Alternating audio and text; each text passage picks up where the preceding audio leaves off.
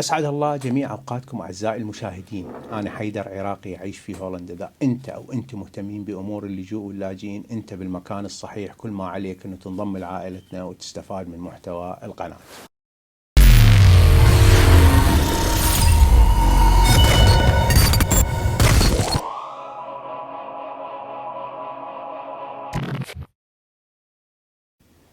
دائما للحقيقة ثلاث أوجه أو ثلاث وجوه، ما أراه أنا وما تراه أنت والحقيقة. اليوم إحنا بهذا الفيديو اللي هو أصلا مهم لكل شخص يبحث عن الحقيقة، حقيقة سرقة الأطفال أو سحب الأطفال في أوروبا، وأيضا مهم للأشخاص اللي عندهم أطفال ويعيشون بأوروبا حتى يفهمون شنو الموضوع. ومهم أيضا حتى إذا أنت كنت تبحث عن معلومة أو مقرر أنه تجي هنا لأوروبا حتى تفهم شلون تسير الأمور. طبعا أصعب شيء يسحب طفل من أهله، المعاناة راح تكون للطفل وأيضا لأهله، هذا الشيء متفق عليه وما حد يقدر يتحدث بعكس هذا. فأنا متعاطف جدا جدا مع أهالي الأطفال ومع الأطفال شخصيا، لكن خلينا نفهم هو شنو اللي دا يصير وشنو اللي دا يجرى وليش دا تصير هاي الأمور وشنو هاي الضجة اللي حدثت أخيرا عن هذا الموضوع. مع العلم هو مو جديد. أحبائي خليني أبدي وياكم من البداية حتى تفهمون، يمكن شوية يطول هذا الفيديو لكن حتى تفهمون. أهم شيء يجب أن تفهم أنه أهم كائن وأهم جزء بالمجتمع الأوروبي هو الطفل. حقوق الطفل خطوط حمراء، من أقول لك خطوط حمراء خطوط حمراء. الطفل عنده صلاحيات أقوى من ملك هولندا، أقوى من أي شيء. ومن لما أتحدث أقول الطفل من عمر ساعة واحدة إلى عمر 18 سنة يندرج تحت هذا كله عنوان طفل. أنت هنايا حتى أبى أوضح لك الصورة، أي احتكاك مع طفل أنت اللي تدان إذا أنت كنت بالغ وهو طفل بهذه المرحلة. حتى خليني أوضح لكم الصورة أكثر. أنت إذا يجيك طفل هنا، الأطفال المراهقين ما يبيعوا لهم سجائر، هاي أبسط شيء بالمحلات اللي يشوفون هويته بالغ يلا يبيعوا له سجائر. فممكن يطلب منك سيجارة طفل وأنت تنطيه عن حسن نية، هو مراهق تشوفه وتنطيه عن حسن نية. تعرف هنا القانون يحاسبك. المجتمع الأوروبي مهتم بالطفل اهتمام جدا كبير، تصل إلى درجة خليني أوضح لك أيضا حتى تفهم شنو الموضوع. تصور الطفل هنا لما يجي طفل وحده غير مصحوب بأهله من اللاجئين، أقصد أني هم يسعون إلى أن يجيبوا له عائلته كليتها في سبيل هذا الطفل. يعني الأخوة السوريين بالفترات الأخيرة، السنوات الأخيرة، كانوا يرسلون لأن التكاليف الطريق كبيرة، فيجي واحد من العائلة ويجيب ابن أخته وابن أخوه ابن أخوه الثاني ويجيب له 3 أطفال أو طفلين أو طفل، أو حتى بعض العوائل يرسلون ابنهم إذا 17 16 سنة يرسلوه وحده حتى يسوي لهم لم شمل. فكانوا هذول الأطفال يجيبون عوائل حتى إذا كان عدد العائلة 20 شخص أو 15 شخص يجيبوها حتى يجمعوه بعائلته. هنا بهولندا كل الأشخاص اللي يرفضون يطردون إلى الخارج، تنقطع عنهم المساعدات والتأمين وكل شيء ينقطع. لكن إذا عندك طفل وأنت عائلتك حتى ذا 10 نفرات راح يحطوك بمكان وسكن وينطوك راتب. فالاهتمام بالطفل إلى هذه الدرجة، تصور هم من اهتمامهم بالطفل ينطون للعائلة راتب للأم والأب حتى يربون ابنهم. يعني هم لهالدرجة هذا ينطون عدد راتب مساعدات، مهتمون بالطفل، وهم ثقافتهم مبنية على أنه هذا الطفل هو أساس المجتمع، هو هذا لازم تهتم به حتى تسوي قاعدة صحيحة. الهولندي والأوروبي من تتحدث ويا ابنه كأنما دا يتحدث ويا شخص بالغ. يعني صارت وياي حادثة، خلي أروي لكم إياها توضح الصورة. هاي أريد أوضح لكم الصورة قبل ما أدخل بتفاصيل الموضوع. قبل سنة أو سنتين، هي دائما تصير هيك حوادث، لكن أكو حادثة عالقة بذهني. كنت أتمشى في أحد السوبر ماركتات، فجاء طفل عمره سنتين دا يمشي، فسحب اكو عربة انا ساحبها وياي صغيرة احط بيها الاغراض، فسحب حاجة من العربة واسقطها بالارض. كانت امه بعيدة عنه، بعدين شافتها انتبهت جتي فشالت الحاجة ورجعتها. قالت له قول اسف. عمره سنتين الطفل. فالطفل ما يعرف وظل يضحك وحرك وهذه، فقالت له قول اسف. بقت 5 دقائق لا خلتني أنا أروح ولا خلت الطفل يعني تركته، إلا أن قال آسف، قال سوري. قالت وأنا هم آسفة. قلت لها هو طفل يعني ما يفهم أنت ليش هيك. قالت لا أرجوك أوقف لحد ما يقول لك آسف. هذا تعاملهم. مرات تشوف يمشون الأب والطفل أو الأم أو أحد يمشون سوية ودي يتناقش وياه، يعني حالة قريبة همنا صارت، شفته دي يتناقش وياه على السيارة، يعني يقول له هاي السيارة أفضل من هاي، وكأنما دي يحكي ويا شخص عمره 70 سنة. هذا نظامهم هنايا، والطفل يعاملوه هيك معاملة. هم حتى نكون دقيقين وصريحين وصادقين، هم مو بحال يبوقون أطفال وياخذون أطفال. حتى تتضح عندك السؤال، مو دفاعا عنهم ولا متبنن موقفهم، لكن أريد أوضح لك، أريد أفهمك شنو اللي دا يصير، وين الحقيقة. هم لو يردون ياخذون أطفال، دول الأطفال اللي يجون وحدهم ما يسوي لهم لمشمل الأهل، هم ياخذوهم. لو يردون أطفال يشجعون، يقومون بمكان ما يصفون على الطفل يشجعون، يدفعون فلوس زيادة للأم والأب إذا يخلفون. أو أكو ناس مستعدة تجي لهنا على مود الراتب بتسوي لهم حقول، وأحسن ما ياخذون هم الطفل. هذا الطفل يكلفهم. أنت تعرف الطفل إيش قد يكلفهم؟ يعني الطفل على سبيل المثال اللي يجي لاجئ لهنا وما مصحوب بذوي، يرتبوا له أكو منظمة تدعمه اسمها نيدوس وتنطي راتب قوي، وياخذوا سفرات ومدارس، وبالإضافة إلى ذلك الشخص اللي يرعاه ينطوا راتب ويهتمون باهتمام كلش كبير بالطفل.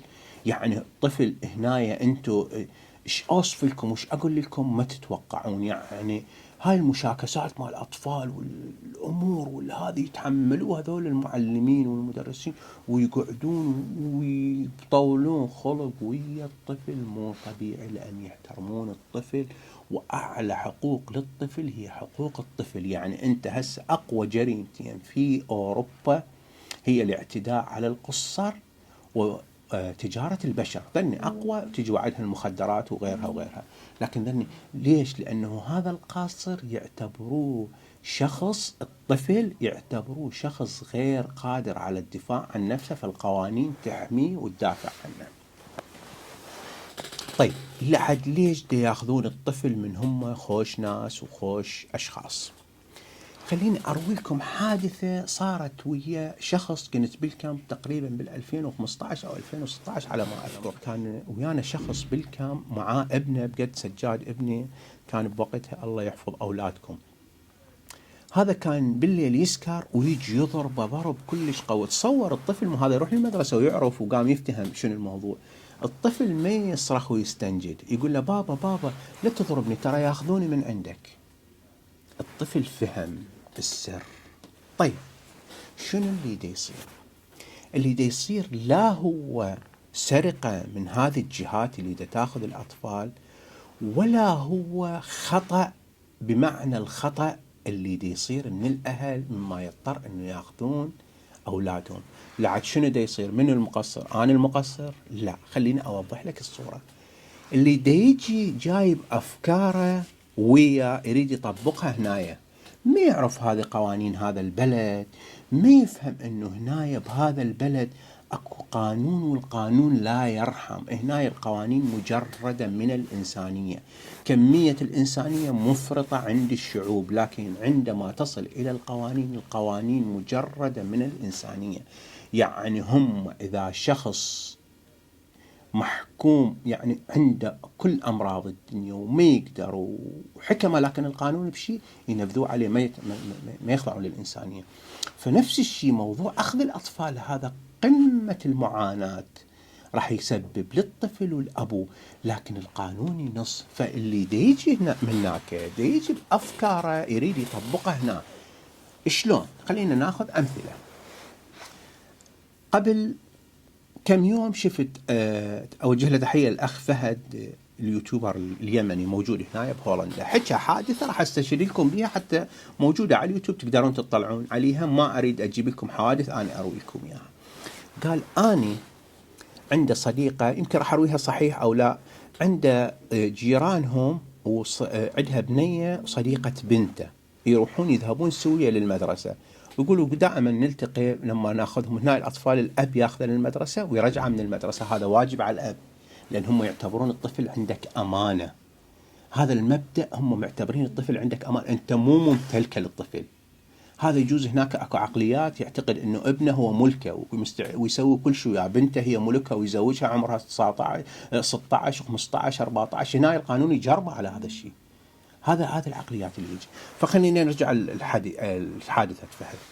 الاخ فهد رواها، يقول يوم من الايام رحت للمدرسه، فانا كان عندي شغل، فاضطريت انه اترك بنتي مع جيراننا اللي هي ابنها او بنتها موجوده اصلا بالمدرسه بس تدخلهم. يقول ورا ما رحت وصلت المكان، يعني بعد ساعه تقريبا اتصلت بي المدرسه، قالوا لي انت على يا اساس تترك بنتك مع شخص ما تعرفه او شخص اجنبي؟ احنا هاي اذا تكررت ممكن نرفع الموضوع، واذا تكررت عندك تؤدي لك الى مشاكل وممكن يسحبون على اثرها ابنك. هو هذا لب الموضوع، هذا اللي حكاه فهد لب الموضوع. على اكبر تصير مشاكل على اكبر، الاب والام عندهم مشاكل ومنفصلين ويضغطون على الاطفال ويضربوهم ويعملون و و و و و وممكن تكون امور بسيطه انت بنظرك، يعني انت بنظرك تقول اني ابني هذا ملكي، من يغلط اضربه. لا، الطفل هذا دا يروح المدرسه هولنديه، دا يتعامل ويا هولنديين، دا يفهم شنو القوانين هنايا. ممكن هو يروح يقول، يسالوه، تسال المعلمه وتسال المشرفه عليه وبالمدرسه شلون تعيش وش تسوي، بابا شلون يتعامل وياك. ممكن هو الطفل لا ارادين يقول ابويا يضربني، ابويا يمنعني، ابويا ما ينطيني، ابويا ما. هذا هنايا انت وقعت في مأزق جدا كبير. ليش؟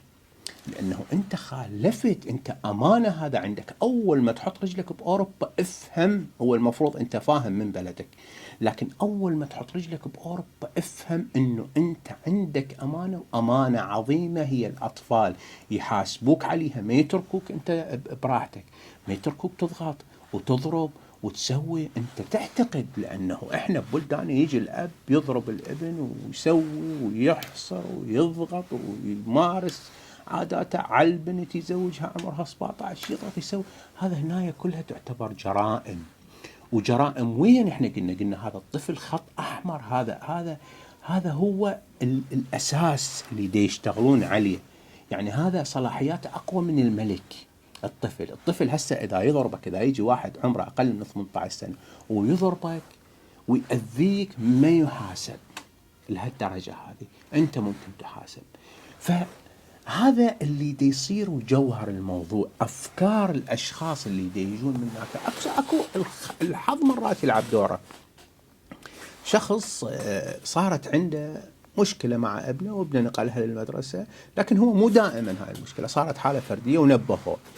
اللي أريد أفهم لك إياه أيضا حتى تتضح الصورة عندك في المرة، ماكو طفل يدقون الباب ويجون ياخذوه، ولا أكو طفل من أول حالة، يعني أنت صرفت تصرف مو من أول حالة.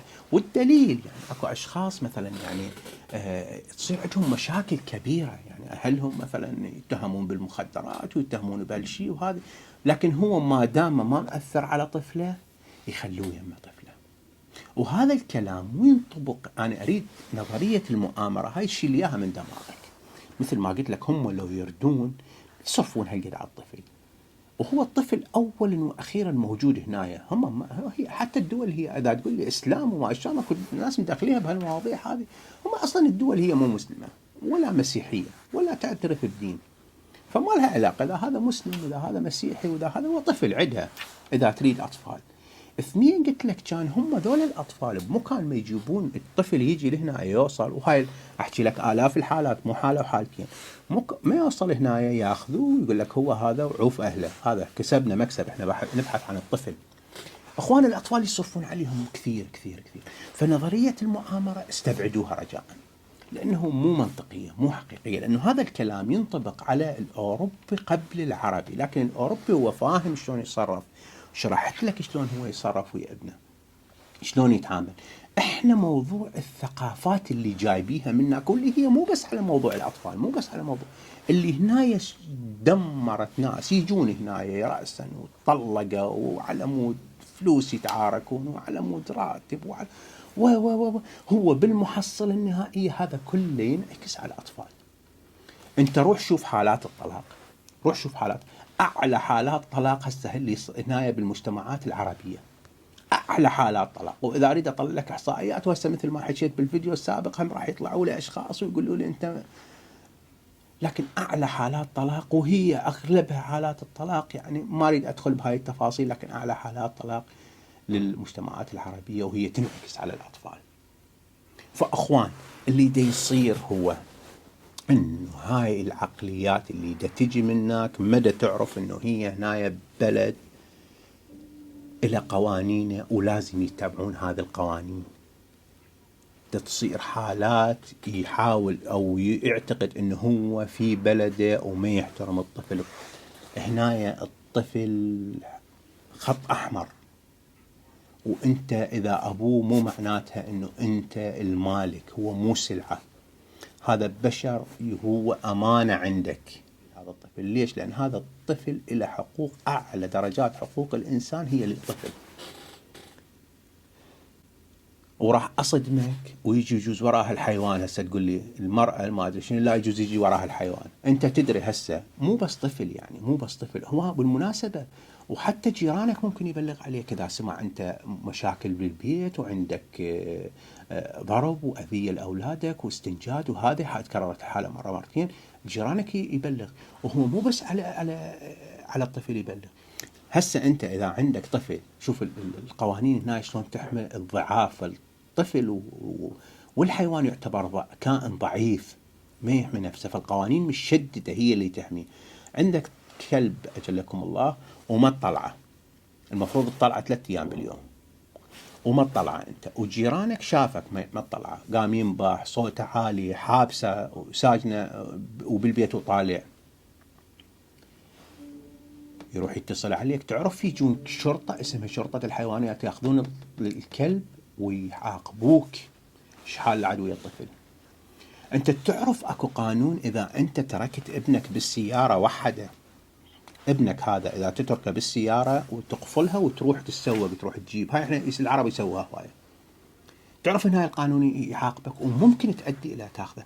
لكن هم ياخذوه لما يشوفوك غير مؤهل. الموضوع يروح الخبراء نفسيين وبعدين حكم، يعني مو يجون يدقون الباب. هاي الصورة يدقون الباب، والله هذا بيت مسلم بيت للجهال، خلنا ناخذهم نسويهم مسيحيين. هذا انساه. خلي اروي لكم حادثة ايضا حتى توضح الصورة وتفهمون شنو موضوع له علاقة بالاسلام او بالمسيحية. اكو عائلة مسيحية تبنت اطفال سوريين 2، تبنوهم. تعرف هم ذولا مسيحيين وذولا مسلمين، يروحون يسوقوا لهم لحم حلال. العائلة يسوقوا لهم لحم حلال ويوكلوهم، ما يوكلوهم من الأكل اللي عندهم، لأن يعرفون هم ذولا بالشريعة الإسلامية الأكل مو حلال. يودوهم للمسجد، ما أقول لك كل أسبوع، كل شهر يودوهم، جايبين لهم قرآن ويقرهم بالبيت. هذول هم هم يريدون يحولوهم مسلمين. هاي عائلة مسيحية وأنا أعرفها شخصيا. هاي العائلة تبنت وهم اللي تحدثوا لي قالوا لي. فأخوان الموضوع بعيد عن نظرية المؤامرة. العلة الأساسية هي أنه الأشخاص اللي دي يجون أما جاهلين بالقوانين ودي يحاولون ينقلون حياتهم إلى هنا، أو هم بالفعل مقصرين وممكن يكون ضحايا. أنا قلت لك ببداية الفيديو متعاطف جدا مع هؤلاء الأشخاص اللي يذهبوا، لأنه هذا الشيء صعب جدا أنه تحرم طفل من ابنه، طفل من أبوه وأمه، أو تحرم أم أو أب من أطفالهم. شيء قمة الصعوبة هذا.